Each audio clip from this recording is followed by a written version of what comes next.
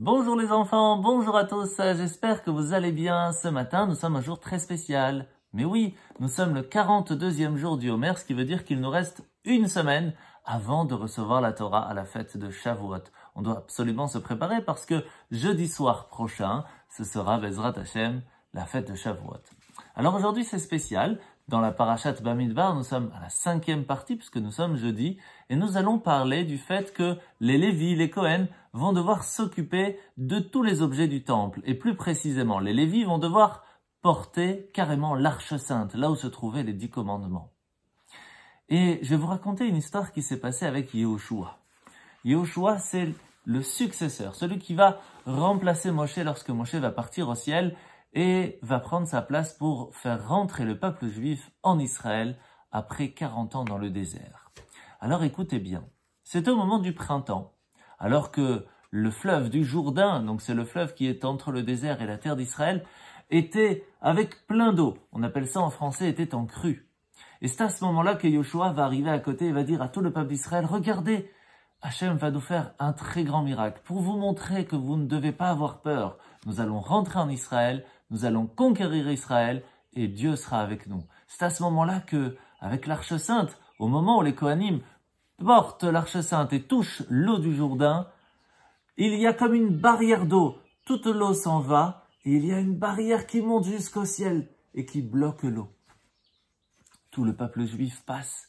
Tout le peuple juif va passer, va rentrer en Israël à travers cette ouverture dans le Jourdain, sauf les 4 Kohanim qui portaient l'Arche Sainte qui vont se retrouver derrière.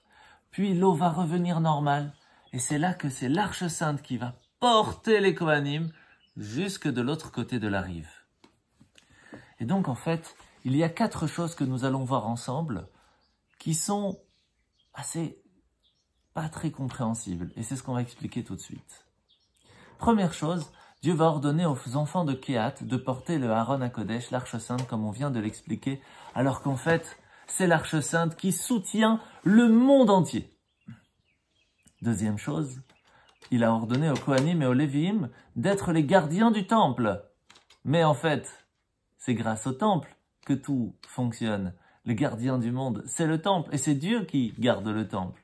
Autre chose, on allume une menorah dans le sanctuaire, dans le temple, pour illuminer le monde entier. Mais c'est pas les quelques petites lumières de la menorah qui va faire de la lumière partout. Et aussi, on va amener des sacrifices, des animaux à manger à Dieu, mais Dieu n'a pas besoin de manger. Pourquoi tout ça? En fait, c'est tout simplement parce que Dieu nous aime et il nous a donné plein de choses à faire pour nous permettre de lui faire plaisir. Même si pour lui, en fin de compte, ça n'est pas des choses très grandes. C'est vraiment pour qu'on puisse lui montrer qu'on l'aime. C'est un petit peu comme vous les enfants. Des fois, vous allez faire des petits dessins, des petites attentions à vos papas et vos mamans. Et ils attendent ça avec impatience, vos parents. Que ce soit super joli ou pas très joli, c'est pas le plus important. Ce qui est important, c'est que vous avez pris un petit moment pour eux. Vous avez pensé à eux. Et c'est ça qu'ils aiment. Que vous leur montrez que vous les aimez. Quelle que soit la façon. Donc continuez à faire des dessins, continuez à faire des bonnes actions, continuez à faire votre lit, à bien vous habiller, à débarrasser la table. Toutes ces petites choses, c'est la façon comment vous pourrez montrer à vos parents que vous les aimez.